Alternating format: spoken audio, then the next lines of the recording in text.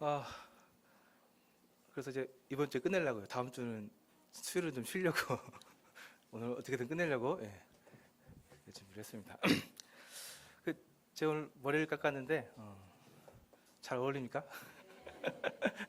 젊은 취향으로 깎아주셨는데 투블럭이라고 하더라고요. 네. 옆머리를 짧게 깎는 건데 옆머리를 짧게 깎으니까 여기 흰머리가 그냥 훅 나가지고 염색을 해야 할 것 같아요. 이거. 그래서 숨어있는 오늘 이 흰머리들을 제가 좀 보게 됐습니다.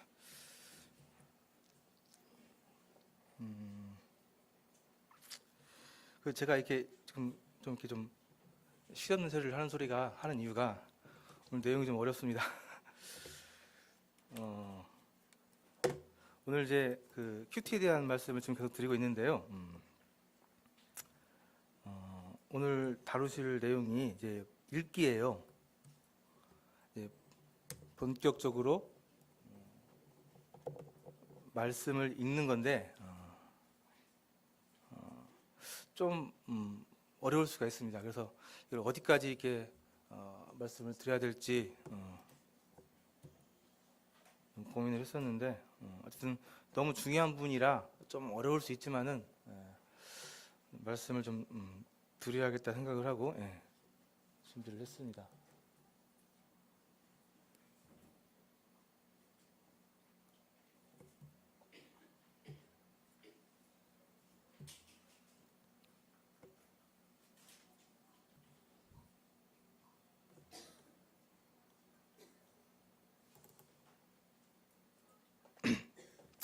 이제 지지난주까지 해서 그 큐티에 대한 이제 말씀을 드리면서 우리 그리스도인들은 우리 말씀으로 살아가야 될 것을 말씀을 드렸고, 말씀으로 살아가는 것이 자연스럽게 되지 않기 때문에 훈련을 해야 된다 말씀을 드렸고요. 그러면서 이제 하나 제시했던 훈련 방법이 큐티였습니다. 큐티라는 것은 정해진 시간과 장소를 정해서 그곳에서 꾸준히 매일 하나님의 말씀을 이렇게 읽는 거 시작에 간단하게 이렇게 소개를 해드렸고요. 그래서 이제 큐티를 하기 위한 준비에서 이제 장소와 시간을 정하고 하나님으로부터 말씀을 들을 수 있는, 그러니까 세상과 단절되고 하나님에게 집중할 수 있는 장소에 가서 준비 기도를 하면서 내 생각을 다 내려놓고 하나님의 음성을 들을 수 있는, 받을 수 있는 그러한 마음 자세를 갖는 준비 기도까지 해서 준비하는 것까지 말씀을 드렸고요. 이제 오늘 이제 본격적으로 이제 준비 기도 마치고 실제로 이제 말씀을 읽는 부분 말씀 좀 드릴 거예요. 그러다 보니까 성경 말씀이 읽는 거거든요. 근데 이제 이 성경 말씀 읽는 방법들이 여러 가지가 있는데 우리는 이제 일반적으로 이제 문자적 해석이라는 것을 주로 합니다. 그래서 이제 그런 부분을 좀 말씀을 드려야 하기 때문에 내용이 좀 어려울 수 있는데 너무나 중요하고 성경을 읽으려는 사람들은 어느 정도는 다 좀 알아야 되는 그런 부분이기 때문에 좀 집중해서 좀 따라오시면 좋겠습니다. 그래서 제가 일부러 좀 그 그림을 공부하는 티가 나는 그림으로 좀 준비를 했습니다. 사실 성경을 공부하셔야 돼요. 그냥 가볍게 마음으로 이렇게 읽을 수도 있는데 사실은 성경은 공부해야 되는 책이에요. 하나님의 말씀이고 우리하고는 차원이 다른 분이 쓰신 그러한 아주 놀라운 말씀이기 때문에 우리가 이것을 그냥 이해한다는 것은 거의 불가능합니다. 그래서 사실 하나님 앞에서 기도하고 공부하셔야 되는 책이에요. 그래서 오늘은 말씀 읽기, 또 읽은 것에 대해서 어떻게 적용하고 또 이게 나눌 것인가에 대해서 말씀을 드려서 이제 이 큐티에 대한 말씀을 빨리 마치도록 하겠습니다. 너무 이렇게 막 자세히 얘기를 하니까 너무 어렵게 느껴지시는 것 같고 실제로 이렇게 하는 게 중요한데 다른 쪽으로 좀 가는 것 같아서 마치도록 하겠습니다. 자, 말씀을 이제 읽어야 되는데요. 성령님의 역할이 정말 중요합니다. 절대적이에요. 성경 말씀을 읽을 때 성령님께서 어떻게 도와주시니 안 도와주냐에 따라서 차이가 많이 납니다. 말씀을 한번 보시게요. 고린도전서 2장 9, 10절에 있는 말씀 한번 보도록 하겠습니다. 기록된 바 하나님이 자기를 사랑한 자들을 위하여 예비하신 모든 것은 눈으로 보지 못하고 귀로 듣지 못하고 사람의 마음으로도 생각하지도 못하였다 함과 같으리라. 그러니까 하나님께서 우리를 위해서 준비하신 것들이 있는데 그것은 눈으로도 보지 못하고 귀로도 듣지 못하고 사람의 마음으로도 생각하지도 못하였다 함과 같으니라. 못한다는 거예요. 그러면 어떻게 하느냐? 오직 하나님이 성령으로 이것을 우리에게 보셨으니 성령은 모든 것, 곧 하나님의 깊은 것까지도 통달하시느니라. 그러니까 하나님께서 우리에게 주신 신령한 것들이 있는데 이것을 성령님의 도움 없이는 하나도 받을 수 없다는 겁니다. 그렇기 때문에 특별히 성경 말씀을 읽을 때 성령님의 역할은 너무나 절대적이에요. 성령님의 도움 없이 하나님의 말씀을 받을 수가 없습니다. 여기 제가 빨간 글씨로 통달하시니라는 글씨를 좀 써놨는데요. 이것을 헬라어 원문으로 좀 뜻을 풀어보면은 탐구하다, 찾아다니다라는 뜻을 가지고 있습니다. 그러니까 성령님께서 이 하나님의 깊은 것을 찾아다닌다, 탐구한다 좀 이상하게 보일 수 있는데 이것이 이제 하나님께서 우리 입장에서 얘기를 하신 거예요. 우리 입장에서. 그래서 성령님께서는 우리 안에서 끊임없이 하나님의 생각, 하나님의 뜻, 하나님의 진리를 찾아다니시는 역할을 하세요. 그래서 우리가 하나님의 말씀을 찾고 갈급하고 구하고 하는 것들은 우리 안에서 성령님이 역사하시는 겁니다. 이게 성령님의 사역이에요. 그래서 그러한 진리를 찾으려고 하는 우리들의 이런 성향들은 성령님의 성품이 우리 안에서 나타나는 것으로 이렇게 볼 수 있습니다. 그래서 우리가 말씀을 읽으실 때 가장 먼저 정말 중요하게 해야 할 것은 성령님의 인도를 구하는 거예요. 성령님의 인도하심이 없다면은 이거는 그냥 글자 있는 거 그거밖에 되지 않는 거예요. 그래서 본격적으로 말씀을 읽으실 때 꼭 성령님의 인도를 구하셔야 돼요. 기도하셔서 성령님께 기도하시고 성령님이 우리의 모든 것을 인도해 주셨다고 고백하시고 또 때로는 찬송을 통해서 내 안에 있는 성령님을 임재를 확인하셔야 돼요. 또 이런 시편에 나와 있는 이런 말씀들을 통해서 묵상하면서 내 안에 성령님이 계신 거에 대해서 성령님이 내 안에 충만한 거에 대해서 이렇게 확인을 하시고 그러시고 말씀을 읽으셔야지 하나님의 말씀을 받을 수가 있습니다. 그래서 성령님의 역할이 절대적으로 정말 중요하고요. 그 다음에 이제 그러면 성령님의 도체 음성을 어떻게 듣느냐? 이것은 이제 자주 이렇게 우리 가운데서 교제가 되는 부분이기도 하죠. 성령님의 음성. 자, 성령님의 음성을 자주 듣고 계세요? 성령님의 음성을 이렇게 듣고 계신지 잘 모르겠어요. 갑자기 막 현수야 이리 와봐 해가지고 그런 육성이 들리세요? 아니시죠? 물론 이제 이런 육성으로 들리는 경우도 아주 특별한 경우에 있습니다. 그러나 보편적으로 다수 성도들에게 들려진 성령님의 음성은 그런 육성으로 들려지는 그런 음성이 아니에요. 성령은 진리의 영이라고 말씀이 나와 있습니다. 그러니까 이 진리라는 것은 무엇이죠? 말씀이에요, 말씀. 그러니까 성령님은 말씀의 영이에요, 말씀의 영. 그래서 성령님은 말씀과 함께 하실 때에 당신을 가장 분명하고 강하게 드러내십니다. 다시 얘기하면 성령님은 하나님의 말씀과 동역하세요. 그러니까 다시 얘기하면 성령님의 음성은 하나님의 말씀을 통해서 우리에게 들리는 거예요. 뭔가 좀 신비한 게 있을 줄 아셨죠? 성령님의 음성 하면은. 근데 그렇지 않아요. 성령님의 음성은 하나님의 말씀을 통해서 우리가 익히 지금까지 말씀을 읽으면서 들어왔던 그 음성이 성령님의 음성이에요. 그래서 창세기 1장 2절에 보면은 잠깐 보도록 할까요? 창세기 1장 2절에 보면은 땅이 혼돈하고 공허하며 흑암이 깊음 위에 있고 하나님의 영은 수면 위에 운행하시니라 나와 있습니다. 그 다음에 3절에 보니까 하나님이 이르시되 빛이 있으라 하시니 빛이 있었고. 그러니까 하나님의 영은 수면에 운행하고 계셨어요. 하나님의 영은 수면에 그냥 운행하고 계셨었는데 하나님께서 있으시되 말씀으로 빛이 있으라 하시니까 빛이 생긴 거예요. 그러니까 성령님은 하나님의 말씀이 나타날 때 하나님의 능력으로 나타나는 겁니다. 그러니까 위에 말씀드린 것처럼 성령님은 하나님의 말씀과 동역하고 말씀을 통해서 가장 분명하고 강하게 사역이 그분의 사역이 나타나시는 거예요.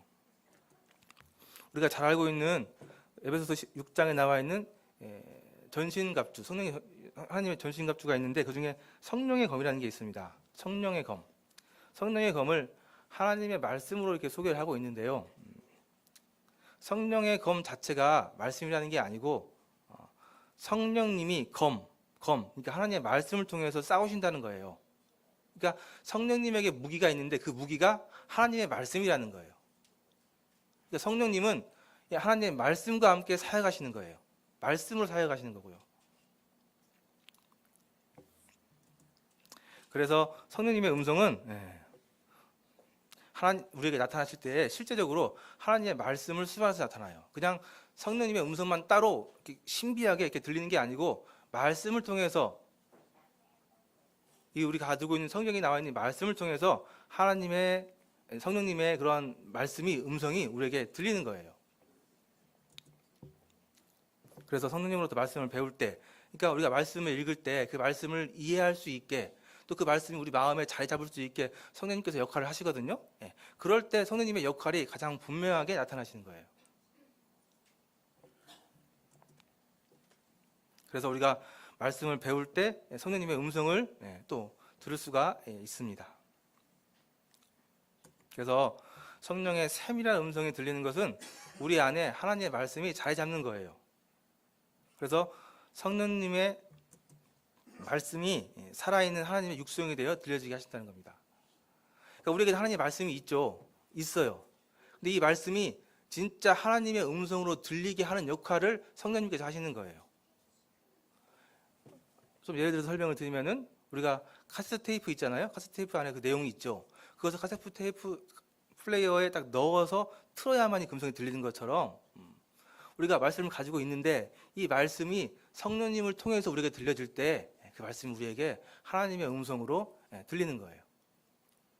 그러니까 어쨌든 큐티는 하나님의 말씀을 묵상하고 읽는 건데 이러한 성령님의 도움이 없다면은 실제로 하나님의 말씀이 우리에게 하나님의 말씀으로 자리 잡을 수가 없습니다. 그래서 말씀을 읽으실 때 꼭 성령님의 인도를, 성령님의 임재를 우리가 구하는 그러한 이런 단계를 밟으셔야만이 우리가 하나님의 말씀으로 우리가 마음에 받을 수가 있습니다.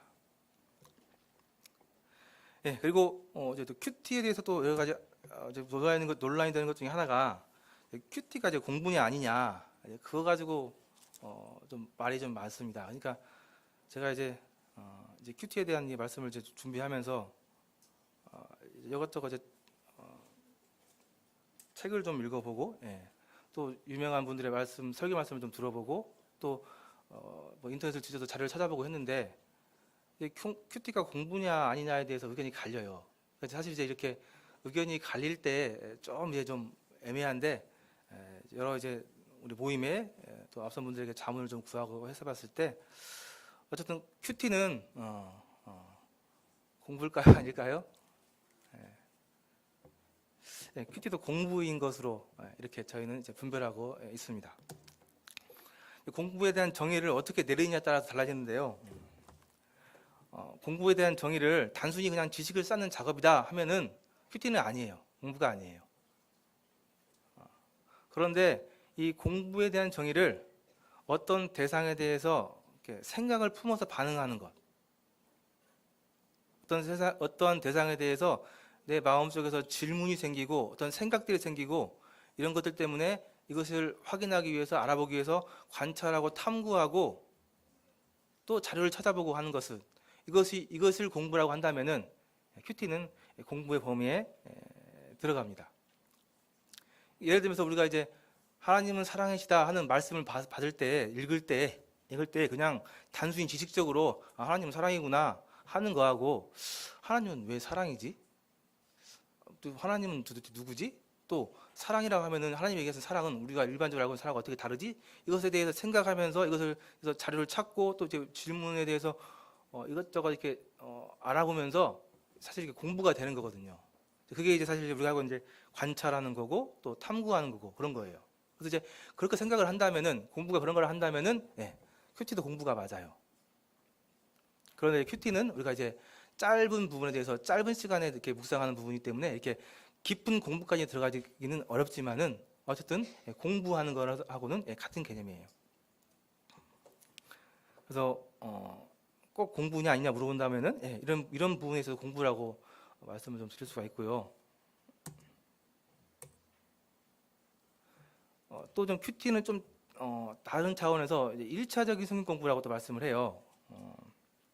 그러니까 이제 우리가 말씀을 읽을 때 직접 1차적으로 본문을 읽으면서 그 말씀이 우리에게 얘기해 주는 바를 내 기준을 가지고 또 한 번 더 해석을 합니다. 1차적으로 본문이 성경에 나와 있는 본문 말씀이 우리에게 해주는 말씀이 있어요. 그 주제가 있거든요. 어떤 말씀을 읽을 때 1차적으로 객관적으로 드러나는 그 주제가 있습니다. 그것을 내가 이제 알고 그것에 대해서 내가 이제 적용하기 위해서 나한테 적용시켜서 2차적으로 해석을 해요. 그래서 우리가 이제 설교 말씀을 듣거나 어디 가서 이제 이렇게 어떤 성도님들의 그런 말씀 강의를 듣게 될 때는 사실은 2차적으로 공부하는 거예요. 1차적으로 공부된 것을 그 형제님이 한 번 더 가공을 해서 우리가 들려주는 거거든요. 근데 큐티는 우리가 이렇게 1차적으로, 2차적으로 공부하는 게 아니고 1차적으로 공부할 수 있게 도와주는 거예요. 말씀을 내가 직접 본문을 읽으면서 그 질문을 던지는 질문에 대해서 그 말씀에 대해서 질문을 던지는 그러면서 공부하는 그래서 나에게만 특화된 하나님의 음성을 직접 듣게 되는 이제 1차적인 차원의 그런 공부라고 이렇게 말씀을 좀 드릴 수가 있습니다. 무슨 말인지 좀 대략 아시겠죠? 근데 이제 이게 좀 어쨌든 좀 한번 알고 넘어가셔야 되는 부분이기 때문에 사실 저희는 이것을 이제 양육부 5단계 때 귀나 쪽 성경 연구라고 해가지고 좀 어려운 책이 있어요. 근데 이제 사실 이게 중요한 책이긴 한데 그것을 공부하면서 했던 건데 성경을 읽으려고 하시는 분들은 어쨌든 아셔야 돼요. 또 어쨌든 이제 성경 읽다 가면은 여기까지 가게 돼 있고요. 그래서 이번 기회에 한번 나눠보도록 하겠습니다. 자, 그래서 성경 큐티도 어쨌든 공부의 범위에 든다고 어쨌든 저는 이제 이렇게 분별하고 있고요. 성경을 이제 실제로 읽는데요. 성경을 글자로 읽습니다. 이제 문자적 해석이라고 이렇게 얘기를 하는데요. 어쨌든 성경은 글로 되어 있어요. 글. 우리가 알고 있는 이 글. 그래서 성경은 글로 되어 있다. 성경이 글로 되어 있다는 것은 하나님께서 우리 수준으로 내려오셔서 우리가 이해할 수 있는 진리를 가르쳐 주셨다는 은혜로운 사실이라는 거예요. 성경이 글로 되어 있다는 것에 대해서 우리가 어떻게 받아들여야 되냐 하면 사실은 은혜롭게 받아들이셔야 돼요. 하나님께서 그 정말 하나님의 수준의 놀라운 그 귀한 것들을 우리가 이해할 수 있는 수준의 글로 우리에게 가르쳐 주신다는 거예요. 그래서 성경은 때로 어떻게 잘못돼서 숭배의 대상으로 여겨지는 경우도 있는데 사실은 우리가 먼저는 글로 읽으셔야 돼요. 글로 접근하시고 글로 다가가셔야 돼요. 뭐 성경을 이렇게 굉장히 신령하고 대단하고 이렇게 이런 숭배하는 그런 경향들이 나타날 수 있는데 그런 것은 옳지 않은 거예요. 그래서 우리는 이제 성경 읽을 때 일단은 1차적으로 글로 읽습니다. 글로 읽을 때 우리가 좀 주의해서 읽어야 되는데 몇 가지 사항들이 있는데 그 몇 가지만 말씀을 좀 드리도록 하겠습니다. 첫 번째로 좀 주의하셔야 될 것은 주의하셔야 될 것은 글이 앞뒤 문장이 서로 연결된다는 거예요. 국어 시간에 아마 배우셨을 텐데 어쨌든 성경도 글이기 때문에요. 마태복음 16장에 보면은 예수님께서 제자들에게 삼가 바리새인과 사두개인들의 누룩을 주의하라는 말씀하셨어요. 근데 제자들이 이 말씀을 어떻게 이해했어요? 진짜 누룩으로 이해를 했어요. 사실 이것은 예수님께서 하신 그 말씀의 전후 맥락을 따지면은 이게 진짜 누룩을 얘기한 게 아니고 이 바리새인과 사두개인들의 이러한 위선 이것을 갖다가 누룩으로 이렇게 비유해서 하셨다는 것을 얘기하셨다는 것을 알 수가 있는데 이런 이제 전후 맥락을 다 잘라놓고 이 누룩을 주의하라는 이 말씀 하나만 이렇게 집중해서 봤기 때문에 오해한 거예요. 그래서 우리가 성경 읽을 때 기본적으로 조심해야 될 것은 앞뒤 문맥을 연결해서 해석해야 한다는 거예요. 일단 우리가 성경을 큐티를 할 때는 많은 부분을 이렇게 읽지 않고요. 부분적인 묵상에 들어가기 때문에 좀 주의를 하셔야 되는데, 그래서 부분적인 묵상에 들어가기 전에 이 메시지가 전달하는 진짜 원래 메시지가 무엇인지, 여기서 얘기하는데 2차 메시지는 나에게 들려주는, 1차 메시지를 통해서 나에게만 들려주는 그 메시지를 2차 메시지라고 하고, 원래 메시지, 원래 전하려고 했던 그 메시지를 1차 메시지라고 하는데, 그러니까 이제 2차 메시지 들어가기 전에 1차 메시지에 대해서 분명히 알고 들어가셔야 한다는 겁니다.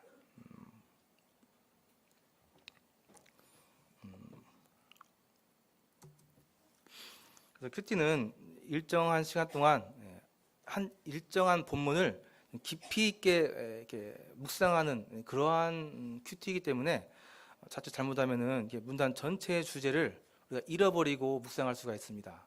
그러다 보면은 우리의 이 묵상하고 해석하는 것들이 잘못된 방향으로, 엉뚱한 방향으로 나갈 수가 있기 때문에 우리가 먼저 본문의 1차적인 그런 메시지에 대해서 알고, 그 아는 1차적인 메시지 바탕 위에 이제 나에게 들려주는 2차적인 메시지를 들을 수 있도록 하셔야 된다는 거예요. 그래서 꼭 말씀 읽을 때 이 앞뒤 문맥 연결해서 해석하는 그런 습관들을 들이셔야 하겠습니다. 이러한 이제 그렇게 잘못된 해석하는 부분들 때문에 여러 가지 이단들이 나타나고, 또 사실은 우리 인간의 죄도 그렇게 시작이 되었죠. 창세기에 보면은 하나님께서 말씀하신 부분들을 우리가 일부만 변경해가지고 사탄이 이걸 우리에게 유혹으로 써먹었는데 넘어갔잖아요. 그래서 하나님의 말씀을 이렇게 일부만 떼어서 해석하고 적용하고 하는 부분들이 상당히 위험한 부분이라는 것을 좀 아시면 좋겠습니다. 그렇게 이제 그런 앞뒤 문장과 서 연결된다는 부분을 좀 유념하시고 말씀을 읽으시고요. 그 다음에 이제 글은 정황을 가진다는 거예요. 1차적으로 글에는 저자의 생각이 들어가 있습니다. 글 쓰는 사람들의 생각이 들어가지 않을 수가 없어요. 그래서 보통 우리가 읽고 있는 이제 성경의 말씀들은 저자들이 다 있죠. 그 저자의 신학적인 관점이 들어가 있습니다. 그래서 이것도 유념하면서 읽으셔야 돼요. 그래야지 사실은 정확하게 말씀을 해석하고 적용할 수 있습니다. 잘 아시는 것처럼 마태, 마가, 누가복음, 이 공관복음은 똑같은 내용인데 다 다른 관점에 의해서 쓰여졌죠. 마태, 마가, 누가가 다 다른 관점을 가지고 똑같은 이야기를 썼습니다. 그래서 주제가 좀 달라요. 그런 것들까지 감안을 하시고 읽으셔야지 사실은 정확하게 말씀을 이해하실 수 있어요. 그리고 보면은 그런 차원에서 보면은 성경의 저자이신 하나님의 생각은 사실은 그리스도를 통한 복음, 성경 전체는 하나님의 생각이 이렇게 표현되어 있는데 그것은 그리스도를 통한 복음이에요. 그러니까 성경 전체의 그러한 생각들을 반영해서 읽으셔야지 성경을 제대로 읽으실 수 있다는 얘기예요. 그래서 이 성경 전체 그리스도를 통한 복음에서 벗어나는 그 어떠한 해석이나 그런 적용들은 이단으로 빠질 수가 있는 거예요. 이러한 저자의 생각이 정황으로 들어갈 수 있고요. 거기에 더해서 생각 외에도 이러한 처한 상황, 그러니까 시대, 문화, 지리, 정서, 언어적 표현 이런 것들까지 다 포함을 해서 반영을 해서 읽으셔야지 사실은 정확하게 말씀을 해석하실 수 있고 적용하실 수 있습니다. 당연한 거죠. 너무 쓰여진 시간 차이가 많기 때문에, 또 공간적으로도 상당히 먼 이스라엘의 그런 배경이기 때문에 우리랑 문화도 다르고 습관도 다르고, 그래서 이런 처한 상황들 이런 것까지 고려해서 말씀을 읽고 해석하셔야지 말씀이 정확하게 해석이 되는 거예요. 그래서 우리가 지금 매일 이런 거 공부하고 있죠. 역사에 대해서 또 문화에 대해서 공부를 많이 하고 계십니다. 그래서 성경을 제대로 읽고 해석하기 위해서는 사실은 공부하는 게 맞아요. 그런 것들을. 지금 이제 제가 다 땀이 나는데 그냥 한번 이렇게 알고 이렇게 하시면 좋겠습니다. 그리고 성경은 글이기 때문에 이게 표면적 의미와 함축적 의미가 있어요. 이제 문학적인 표현들이 포함되어 있거든요. 우리가 문자적으로 해석한다고 해서 문자 그대로 해석을 하는데 이 문학적인 표현들이 들어가 있는 부분들이 분명히 있습니다. 그래서 성경을 문자적으로만 해석해도 여러 가지 문제들이 발생을 해요. 예를 들면 이제 마태복음 5장에 보면은 이제 눈을 빼버려라, 손을 잘라버려라 말씀 있잖아요. 이거 문자적으로만 해석하면은 큰일 나죠. 그래서 성경은 이게 책이기 때문에 문학적인 표현들이 이렇게 포함되어 있어요. 그래서 어떠한 부분들은 그런 함축적인 의미로 해석을 해야 되는 부분들이 많이 있습니다. 그러니까 또 어떤 부분은 그러면 어떤 부분은 도대체 문자적으로 해석하고 어떤 부분은 이렇게 함축적으로 해석을 하느냐, 이제 어렵죠. 그래서 공부해야 한다는 거예요. 보통은 이제 책의 장르들을 반영해서 해석을 해요. 그래서 시편 같은 경우는 문학책이잖아요. 그죠? 또 역사서들은 역사책이고, 또 나머지 이렇게 서신서들은 편지고. 그러니까 편지냐, 문학책이냐, 역사책이냐 그런 것들을 반영을 하면서 성경을 읽으셔야지 이걸 이제 문자적으로 해석을 해야 될지, 아니면은 함축적인 의미가 포함되어 있는 문학적인 것을 이렇게 해석을 해야 될지 그런 것들을 아실 수 있다는 거예요. 그러니까 어렵죠. 그래서 성경을 연구하고 공부하는 게 쉬운 일이 아닙니다. 그래서 사실은 이렇게 모임에서 성경 공부하고 연구하시는 분들은 애 많이 쓰시는 거예요. 그래서 일단 이런 것까지 포함을 해서 정확하게 성경을 해석하셔야 오류가 없을 수 있다는 거예요. 그리고 이제 아까 말씀드린 것처럼 성경의 전체 주제를 반영해서 읽으셔야 되는데, 갈라디아서 3장 말씀에 보면은 하나님이 이방을 믿음으로 말미암아 의로 정하신 것을 성경이 미리 알고 먼저 아브라함에게 복음을 전하되 모든 이방인이 너로 말미암아 복을 받으리라 하셨느니라. 그러므로 믿음으로 말미암은 자는 믿음이 있는 아브라함과 함께 복을 받느니라. 자, 복음이 언제부터 시작되었을까요? 우리가 일반적으로 예수님께서 오셨을 때부터 이렇게 복음이 시작됐을 거라 생각하실 수 있는데 그렇지 않다는 거예요. 복음은 창세 때부터, 성경이 쓰여지기 전 그때부터 하나님의 복음은 계획되고 시작이 된 거예요. 그러나 예수님 때에 와서 이제 복음이 완성된 것 뿐이에요. 그러니까 말씀을 봤을 때 사실은 좀 엄밀히 따지면은 이 복음의 시작은 아브라함으로 이렇게 저희가 이렇게 추정이 돼요. 나와 있는 것처럼 아브라함에게 복음을 전하되 이렇게 했잖아요. 그래서 성경에 우리가 이제 복음에 대해서 이렇게 강요하다 보면은 이 신약만 너무 이렇게 신약만 이렇게 중요시하고 신약만 읽을 수가 있는데 그렇지 않다는 거예요. 사실 이 복음 자체, 성경 전체 주제가 구약에서부터 천천히 시작되어서 신약이 완성된 것 뿐이에요. 그래서 성경 전체는 이 복음이라는 큰 테마 안에 묶여 있어요. 그래서 성경을 한 부분만 읽는 것은 하나님의 말씀을 이렇게 이해하는데 바람직한 방법이 아니에요. 그래서 우리가 할 수 있다면은 또 바람직한 것은 성경을 전체적으로 꾸준히 읽어나가셔야 한다는 거예요. 구약부터 시작해서 신약까지. 물론 구약이 읽기 힘들죠. 어렵죠. 그래서 이제 신약을 자주 읽긴 있는데 사실은 바람직한 것은 신약 성경 전체를 꾸준히 전체적으로 읽어나가시는 게 성경을 바로 읽으실 수 있는 그런 방법입니다. 그래서 하실 수 있다면은 좀 힘들고 좀 어렵더라도 구약부터 꾸준히 좀 읽어나가시는 그런 성경 읽기를 하셔야 바람직하겠습니다. 성경에 보면 이제 예수님의 모델이라고 해서 이제 큐티를 하신 예수님의 모습을 통해서 큐티의 모델, 예수님의 모델 이렇게 설명한 부분이 있는데요. 그 부분을 한번 좀 보도록 하겠습니다. 마가복음 1장 35절에 보니까 새벽 아직도 밝기 전에 예수께서 일어나 나가 한적한 곳으로 가사 거기서 기도하시더니 라는 말씀이 있습니다. 이제 예수님께서 항상 군중들에 쌓여서 이렇게 막 다니시다가 항상 이 아침이 되면 때가 되면은 이 군중들을 떠나서 멀리 한적한 곳으로 산으로 또 강가로 이렇게 나가서 이렇게 기도하는 모습들이 말씀에 많이 적혀 있습니다. 그래서 이것을 이제 큐티의 모델로 얘기를 하시는데 예수님의 이 기도가 그러면 왜 큐티냐? 우리가 알고 있는 것처럼 이건 큐티의 모델이 아니고 기도의 모델 아니냐 얘기할 수가 있죠. 근데 이제 사실은 좀 연구를 해보고 알아보면은 예수님의 기도는 그냥 기도가 아니고 하나님의 말씀을 묵상한 기도로 보여집니다. 요한복음 17장에 나와 있는 이 말씀은 예수님의 기도 내용이에요. 예수님께서 이제 십자가에서 돌아가시기 직전에 기도하신 내용을 담은 내용인데 그 내용에 보면은 19절 마지막 절에 보면요. 그들을 위하여 내가 나를 거룩하게 하오니 이는 그들도 진리로 거룩함을 얻게 하려 함이니라 말씀이 있습니다. 그들도 진리로 거룩함을 얻게 하려 함이래요. 그러니까 그들 제자들도 진리 말씀으로 거룩함을 얻게 한대요. 근데 그 전에 나를 거룩하게 한다는 말씀이 나와 있어요.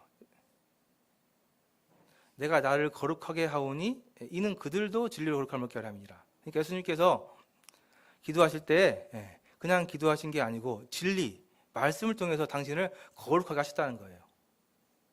그러니까 예수님의 기도는 우리가 좀 추정을 해보면은 그냥 하나님께 일방적으로 기도하는 게 아니고 하나님의 말씀 진리를 통해서 당신을 거룩하게 하는 그러한 기도를 하셨다고 추정을 좀 해볼 수가 있습니다. 그래서 예수님께서 그런 기도하신 그런 내용들은 단순히 기도만 한 게 아니고 하나님의 말씀을 묵상하는 가운데 기도하는 것으로 우리가 이렇게 볼 수가 있습니다.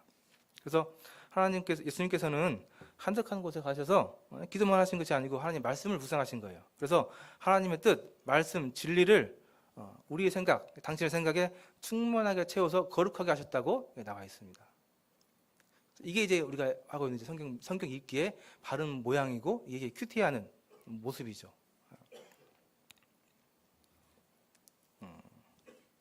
자, 이렇게 얘기하니까 이제 도대체 성경적인 이해가 가능하냐, 이게 가능한 일이냐 그런 생각들이 드시죠. 너무 어렵죠. 이렇게까지 해야 되느냐 그런 생각들이 있을 수 있죠. 그러나 이제 우리가 이렇게 할 수 있는 이유는 아까 말씀드린 것처럼 진리의 영인 성령님께서 우리를 도와주시기 때문에 가능합니다.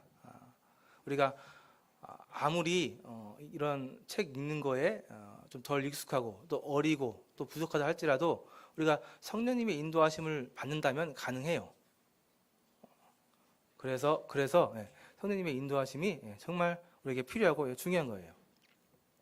또 그래서 교회에서는 교사들을 통해서 가르쳐주고 계시죠. 그래서 배우셔야 돼요. 그래서 교회가 끊임없이 이 교사라는 그런 은사를 가진 분들을 세워서 끊임없이 가르치고 있습니다. 사도행전에 보면은 이 사도 바울 형제님께서 에베소 두란노 소원에서 말씀을 강론하신 내용이 나와 있어요. 바울이 그들을 떠나 제자들을 따로 세우고 두란노 소원에서 날마다 강론하니라. 이제 찾아보면은 이 두란노 소원이라는 곳이 있는데 이곳이 공부하는 곳인데 한 낮에는 사람들이 너무 뜨거워서 공부를 안 하고 빈대요. 그러나 이제 아침이나 저녁 때로는 선선해져서 저쪽에서 많이 강의들이 열리기 때문에 사도 바울 형제님께서 한 2년 가까이 그 뜨거운 그 날에 그 시간대에 이 두란노 소원에서 매일 강론해서 제자들을 가르친 것으로 이렇게 추정이 됩니다. 그래서 이 교회가 이런 교사들을 통해서 끊임없이 말씀을 가르치고 전하고 있기 때문에 이런 성경적인 이해가 우리에게 사실 가능해요. 우리 혼자 힘으로는 어려울 수 있지만은 가능합니다. 그리고 교회 안에서 공동체 안에서 생활하시다 보면은 우리의 이러한 성경 읽는 그런 방법들이나 잘못된 것들 혹시 있으면 이런 것들이 다듬어져요. 우리 공동체 안에서 교회 안에서 교제하잖아요. 서로 교제하고 또 말씀 나누고 그런 거 하시잖아요. 그런 것들을 통해서 여러 이런 주변의 성도들을 통해서 우리의 생각들이 우리의 말씀에 대한 그 이해들이 바르게 정리가 되고 또 다듬어지고 그런 일들이 교회 안에서는 가능해요. 그래서 우리가 좀 어렵다 느낄 수 있지만은 하나님의 말씀을 읽으셔야 한다는 거죠. 그래서 하나님 말씀 없이는 하나님을 알 수가 없고요. 사실 믿음도 우리에게는 믿음도 하나님 말씀에 대한 반응이에요. 그래서 말씀이 없다면 우리에게 믿음이 있을 수가 없습니다. 그래서 초대 말씀드린 것처럼 어려운 말씀이라고 했잖아요. 말씀드린 것처럼 말씀이 어렵게 느껴지시는 것은 에이씨 말씀 어려우니까 이제 안 되겠다 하는 거 이렇게 말씀을 이렇게 멀리 하려는 동기가 아니고 우리가 정말 알아야 할 것들이 많이 있다는 부분에 대해서 우리가 좀 알려주신 거라 생각을 하고 좀 긍정적으로 생각을 하셔야지 좋을 것 같습니다.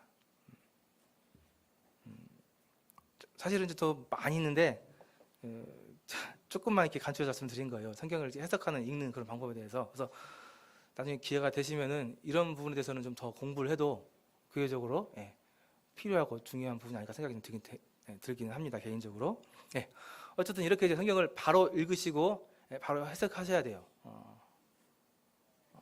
그 다음에 이제 이렇게 해석이 되면은 그 다음으로 해야 될 일이 적용입니다.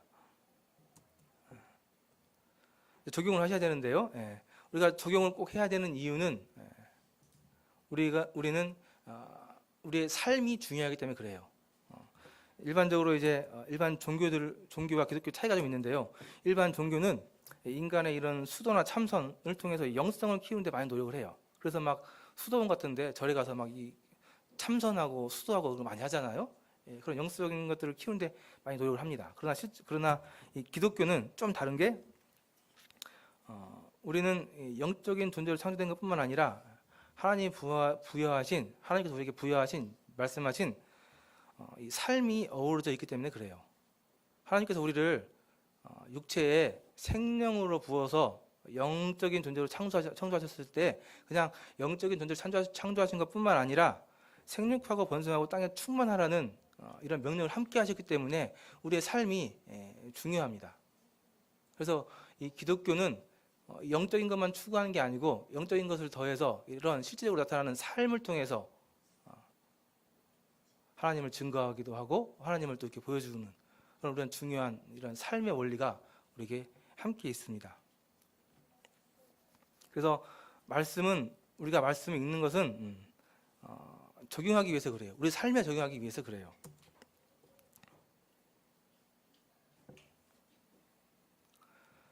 그래서 우리가 성경책을 읽는 것은 단순하게 지식과 정보를 캐기 위한 읽기가 아니고 실제로 나를 말씀을 통해서 말씀을 반영해서 새롭게 형성하면서 읽는 거예요.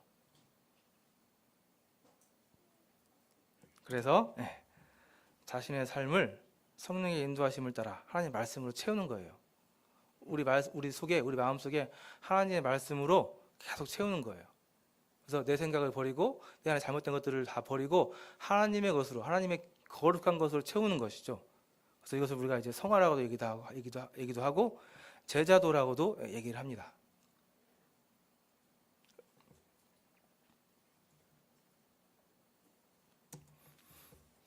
그래서 말씀에 보더라도 예수님과 제자들은 이미 세상에 보내진 자들이었어요. 그래서 예수님의 기도에는 말씀에 대한 묵상뿐만 아니라 삶에 대한 인식이 함께 있었고요. 기도로 하나님께 나아가고 말씀으로 삶을 거룩하게 하는 이런 구체적인 내용들이 적혀져 있습니다. 그래서 말씀은 실제적으로 우리 삶에 대해서 어떻게 살아야 되는지, 어떻게 해야 되는지에 대한 구체적인 내용들이 함께 포함이 되어 있어요. 그래서 성경을 읽는 궁극적인 목적은, 말씀을 읽는 궁극적인 목적은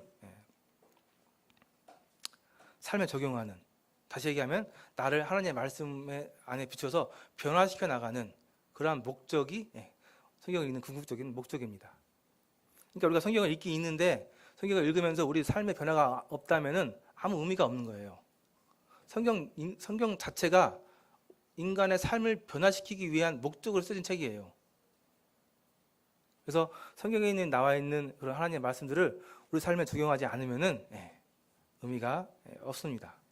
그래서 하나님의 말씀들을 단순히 읽고 묵상하는 것뿐만 아니라 구체적으로 나의 삶에 적용해 나가셔야 되는 거예요.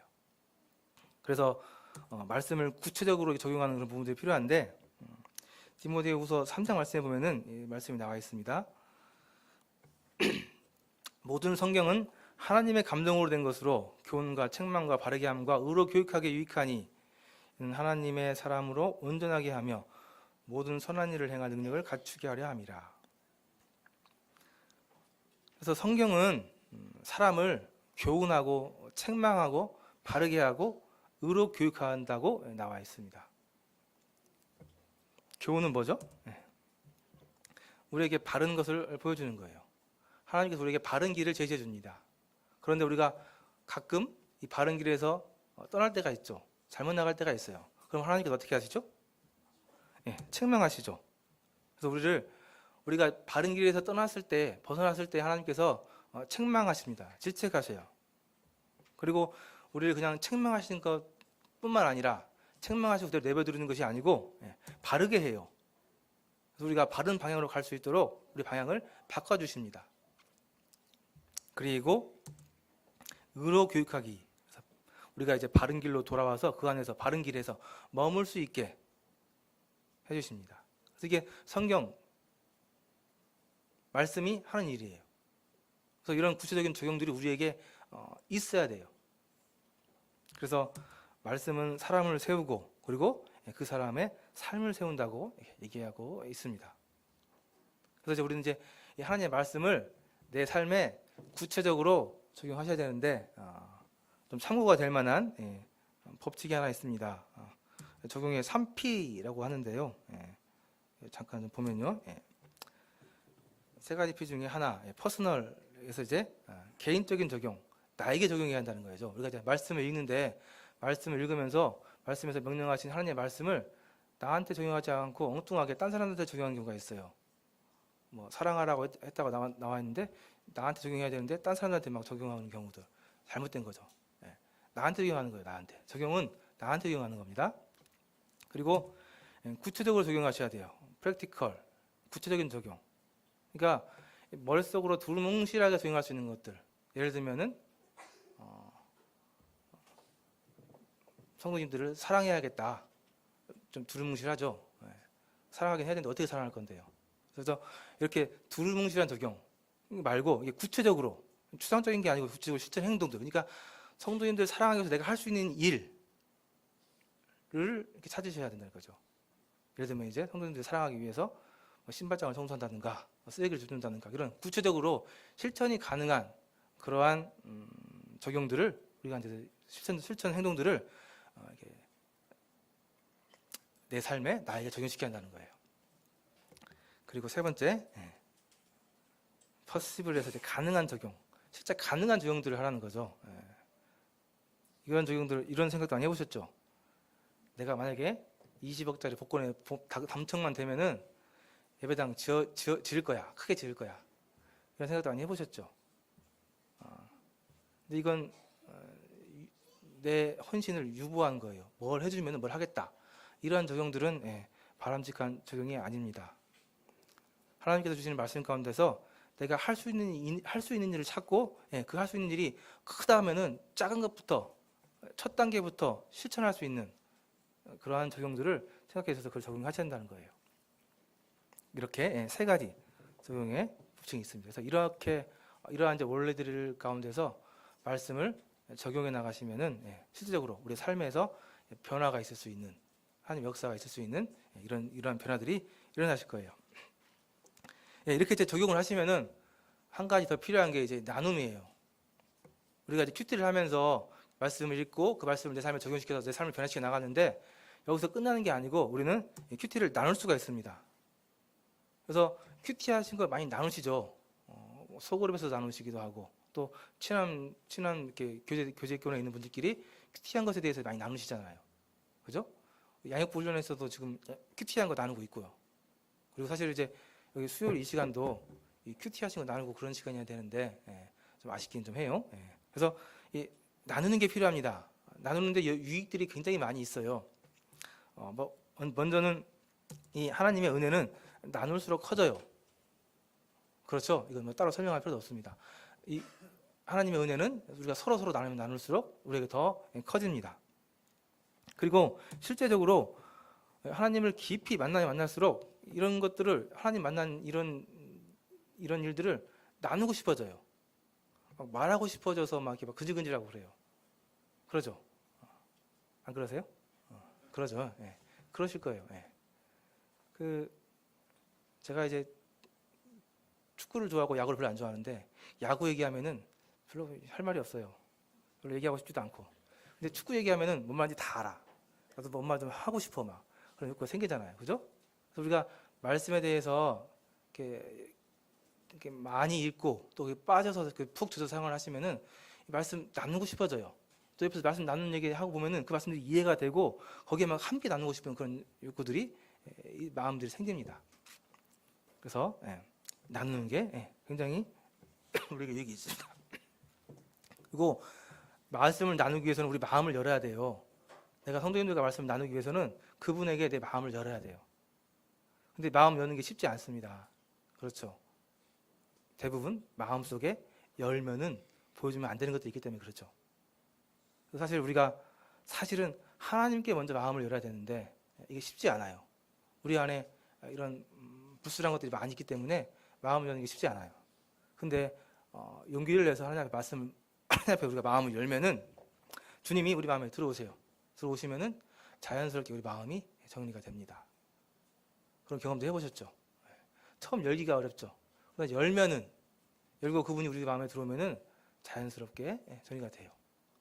그렇잖아요. 우리도 이제 집에 이제 손님들 이렇게 초청하고 하면은 집이 깨끗해지잖아요. 그죠? 마음을 여셔야 돼요. 그리고 말씀으로 변화된 나의 삶을 나눔으로써 증인의 삶을 살 수가 있어요. 우리가 살아가는 이유가 하나님의 증인으로 예수님을 증거하는 증인으로 사는 거잖아요. 말씀을 나눌 때 우리가 이런 증인의 삶을 살 수가 있습니다. 나누실 때 좀 주의하셔야 될 게 세 가지 있는데 한번 보시면요. 첫째는 자신의 적용을 나누셔야 돼요. 아까 얘기한 것처럼 적용도 막 남에게 적용하는 것처럼 나에 대한 적용을 나눠야 되는데 막 나누실 때 막 내가 이 말씀을 읽었는데 이 말씀은 저 자매가 들으면 좋을 것 같아. 막 그렇게 얘기하면서 엉뚱한 소리 하시면은 어렵게 됩니다. 그래서 나눌 때 꼭 자신의 적용을 나누셔야 돼요. 또 어쨌든 실패하고 좀 힘들고 하는 그러한 나눔이라 할지라도 이것에 이제 허락하시는 분이 하나님이시고 우리 안에 함께 하시기 때문에 좀 어렵더라도 기쁘고 즐겁게 나누셔야 돼요. 그래야지 이 시간이 계속 갈 수 있지. 자꾸 이게 너무 막 슬프고 막 침체되고 그러면은 나누는 시간들이 좀 어려워질 수가 있습니다. 최대한 기쁘고 즐겁게 나눌 수 있도록 하셔야 되고요. 나눌 때 이게 판단하시면 안 돼요. 다른 분들의 이제 이런 말씀들을 듣다 보면은 솔직히 좀 이제 배운 사람들이 그래요. 배운 사람들이 저거 틀렸는데 저렇게 하면 안 되는데 이렇게 판단하는 경우가 있는데 그러시면 안 돼요. 좀 잘못되고 틀린 부분들이 있더라도 이게 연약한 부분이기 때문에 나중에 하나님께서 다시 이렇게 잡아줄 것에 대해서 믿으셔야지 이것에 대해서 판단을 해버리면은 안 됩니다. 그냥 분별만 하시면 돼요. 저건 이렇게 분별해야 돼. 분별하시면 돼요. 판단하고 분별하고 차이가 뭔지 아세요? 기준이 다릅니다. 기준이. 판단은 내가 기준이고 분별은 하나님 말씀이 기준이에요. 그래서 큐티 나눌 때 꼭 이렇게 판단하시나 그러시면은 안 되겠습니다. 나눔의 유익. 큐티를 나눌 때 여러 가지 유익들이 있는데 그것만 좀 더 보면요. 큐티를 지속하는 데 도움을 줘요. 우리가 이제 큐티를 훈련하잖아요. 꾸준히 할 수 있게. 사실 가장 중요한 것은 큐티를 계속하는 게 제일 중요해요. 제일 중요한 거예요. 근데 큐티를 나누게 되면은 큐티를 지속하는 데 도움을 줍니다. 나누기 위해서라도 큐티를 해야 되니까요. 그리고 큐티는 개인적인 그런 교제이기 때문에 때로는 내 한계에서 내 생각에서 머무는 경우도 많이 있는데 나누다 보면은 이런 개인적인 한계들을 극복할 수가 있습니다. 저런 부분도 있구나. 저렇게 해석할 수도 있구나. 저게 맞는 분별인 것 같아. 하면서 이런 개인적인 부분들을 극복할 수 있는 계기가 됩니다. 그리고 계속해서 큐티 나누는 것들을 통해서 그분들의 막 삶에서 말씀을 나누고 또 말씀을 막 적용하고 말씀을 막 행하고 하는 그런 모습들을 보면서 계속해서 저에게 막 나에게 도전이 되고 때로는 격려도 되고 하는 그런 유익들이 있습니다. 그러면서 기도의 범위가 넓어져요.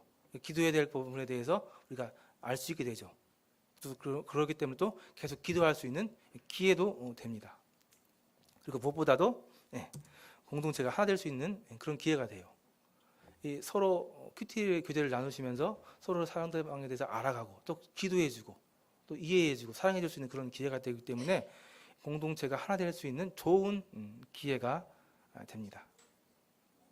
이런 유익들이 있기 때문에 나누는 것도 굉장히 중요합니다. 마치겠습니다. 그래서 성도는 거듭나서 하나님을 아는 일과 믿음에 자라가는 자여야 돼요. 말씀에 보면은 주께 합당하게 행하여 범사에 기쁘게 하고 모든 선한 일에 열매를 맺게 하시며 하나님을 아는 것에 자라게 하시고 나와 있고요. 그래서 베드로전서 2장에 보면은 갓난 아이들 같이 순전하고 신령한 젖을 사모하라. 이는 그로 말미암아 너희로 구원에 이르도록 자라게 하려 함이라. 그래서 그리스도인들, 모든 그리스도인들은 말씀을 통해서 계속해서 자라고 성장해야 합니다. 마지막으로 넘어진 사진이죠. 자, 앞으로 큐티 하시면서 많이 넘어지실 거예요. 넘어져도 괜찮아요. 실패도 괜찮습니다. 일어나면 되고 다시 시작하면 돼요. 그죠? 아마 분명히 많이 넘어지실 거예요. 근데 일어나시면 됩니다. 그런데 포기하면 큰일 납니다. 이게 이제 좀 유명한 농구 만화 영화에 나온 대사인데, 포기하면 그걸로 끝나는 거예요. 실패는 괜찮아요. 그러나 포기하면 절대 안 됩니다. 꼭 포기하지 마시고 성경 읽는 연습을, 성경 읽는 습관을 계속해서 들여서 나갈 수 있도록 하시면 좋겠습니다. 이상으로 마치도록 하겠습니다.